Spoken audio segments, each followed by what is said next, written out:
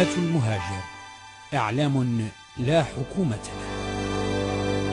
هسبريس على مدار الساعة.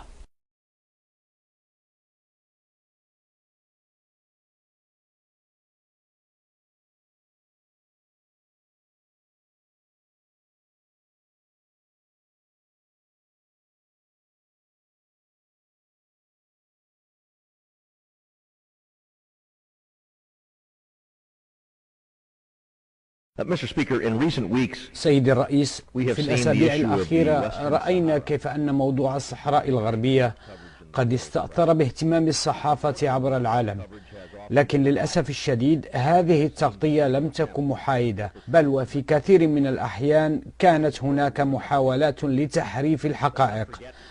أعتقد أنه من الضروري أن نتذكر التاريخ وألا ننسى أنه بينما كانت الصحراء تحت الحكم الإسباني فإن المغرب هو الوحيد الذي كان يطالب بها.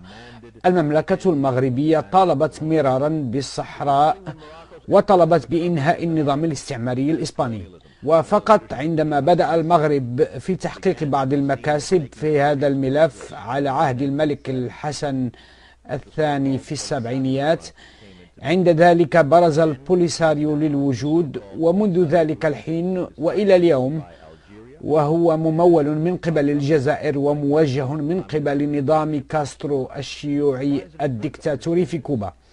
لماذا من المهم فهم كل هذا؟ لأنه في المغرب كحليف هام لنا في شمال إفريقيا في الحرب ضد الإرهاب الدولي، موضوع الصحراء هو موضوع مصيري، وحقيقة السيادة المغربية على الصحراء تحظى بإجماع كل الشعب المغربي بما في ذلك سكان الصحراء أنفسهم. وبعبارة أخرى فإن موضوع الصحراء هو المغذي الرئيس للاستقرار في هذا البلد الاستراتيجي بشمال إفريقيا والصديق والحليف. إن الملك محمد السادس وفريقه المفاوض قد أظهروا شجاعة وصبرا كبيرين في التعامل مع هذا الملف الحساس المرتبط بشدة بأمن كل المنطقة. دعنا نرى كيف أن خلق دويلة ميكروسكوبية سوف يؤدي إلى سيطرة نظام كوبا عليها وتوجيهها، ويجب ألا ننسى بأن خلق هذه الدويلة سوف يشكل نواة لعدم الاستقرار وزعزعة الأمن بالإضافة إلى تصدير الإرهاب. منذ أكثر من عقد من الزمن سيد الرئيس، المغرب وافق على منح الحكم الذاتي للصحراء تحت السيادة المغربية، وذلك برغبة الوصول إلى حل منطقي ونهائي لهذا المشكل. لكن الجزائر وما يسمى بالبوليساريو لا تزالا تشددان على ضرورة افتعال دويلة صغيرة ميكروسكوبية. إن الأغلبية في هذا الكونغرس من جمهوريين وديمقراطيين قد وافقوا على ضرورة مساندة صديقنا وحليفنا المغرب في هذا الموضوع الحساس عبر رسائل وجهناها للرئيس بوش أولا ثم الرئيس أوباما.